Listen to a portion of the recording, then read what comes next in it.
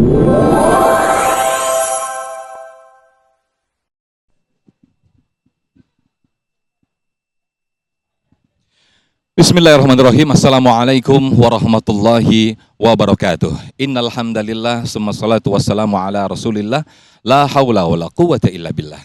Amma ba'du. Segala puji bagi Allah pemirsa. Senang sekali kita berjumpa lagi dalam Majelis Ilmu Damai Indonesiaku, yang pada kesempatan siang hari ini kita bersiaran langsung dari Masjid Ar-Rahmah, tepatnya di Jalan Usman Harun, Kebonpala, Kecamatan Makassar, Jakarta Timur.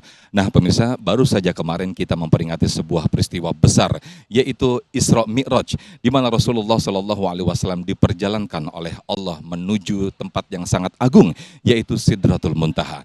Namun alangkah indahnya akhlak Rasulullah SAW, meskipun ditinggikan di langit, namun tetap indah di bumi. Artinya tetap menonjolkan akhlak yang mulia.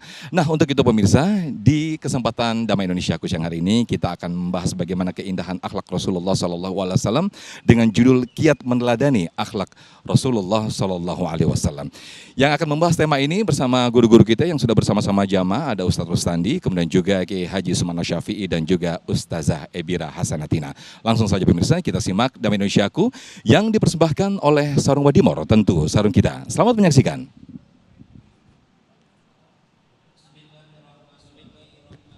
Assalamualaikum warahmatullahi wabarakatuh.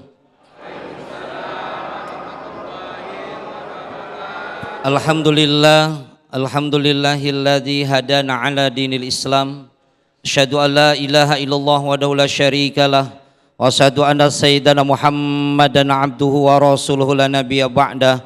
Allahumma shalli wa sallim wa barik ala sayyidina Muhammadin wa ala alihi wa sahbihi ajma'in, amma ba'd.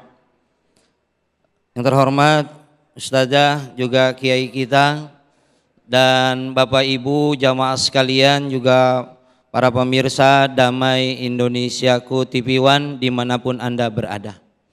Jamaah sekalian yang dirahmati oleh Allah, baru saja kemarin kita sama-sama diingatkan dengan sebuah peristiwa yang teramat dahsyat, yang itu ukurannya bukan ta'akuli tapi ta'abudi. Itu ukurannya bukan logis, bukan bagiannya, bukan di rest areanya kita, di otaknya kita, tapi itu lebih ke arah kepada keimanan kita. Makanya disebutnya ta'abudi. Masuk akal, nggak masuk akal itu cerita, maka imani bagi orang yang beriman wajib percaya tentang sebuah peristiwa, yaitu peristiwa Isra dan Mi'raj.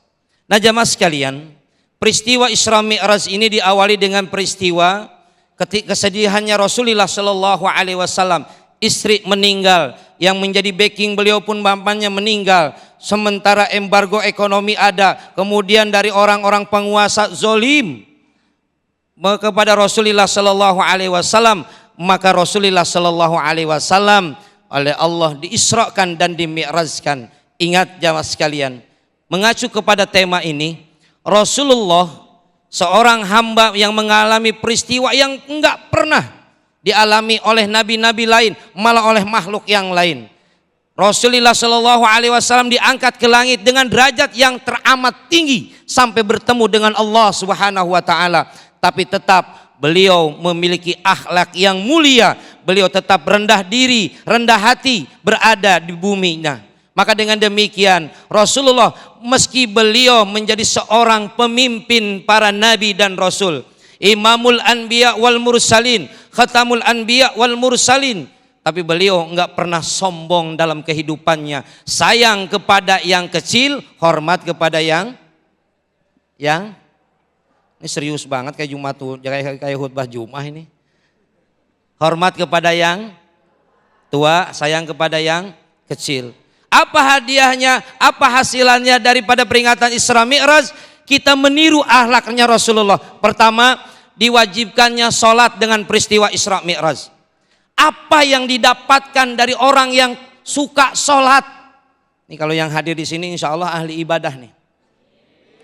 Masalahnya kalau orang yang suka sholat, Pak, mohon maaf, mukanya terang. Mukanya bersinar. Tuh kelihatan kan?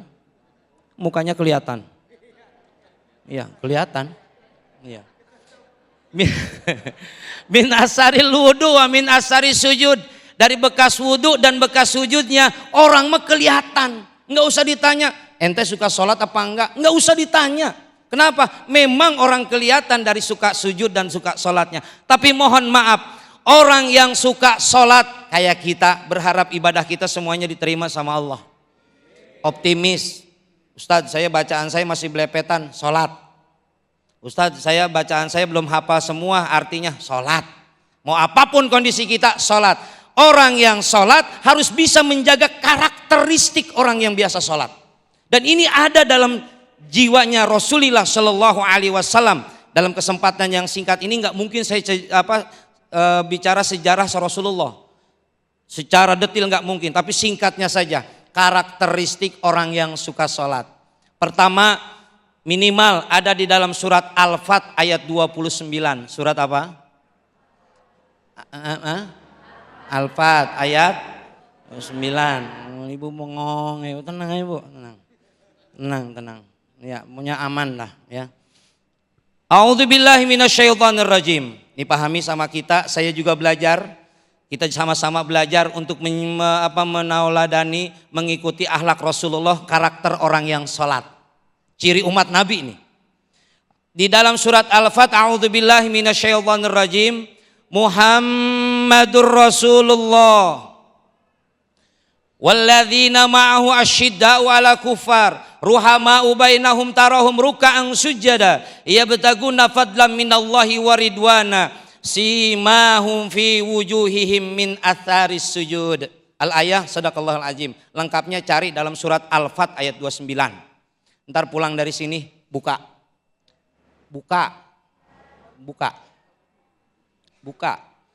Ya.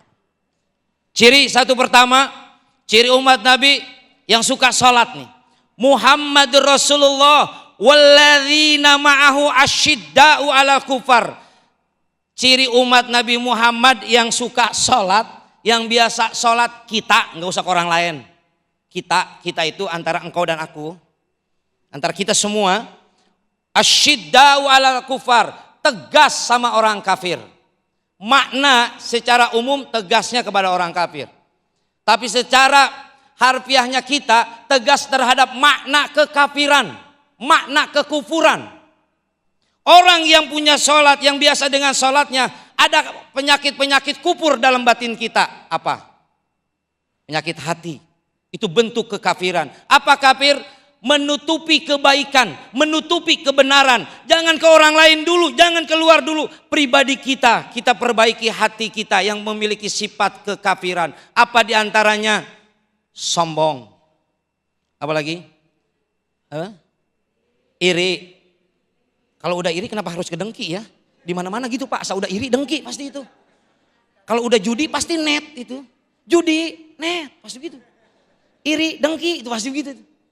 Iya, iri, dengki, apa lagi? Takabur, riya. Itu penyakit yang ada pada diri kita. Orang yang suka sholat, mohon maaf, saya belajar, kita semua belajar.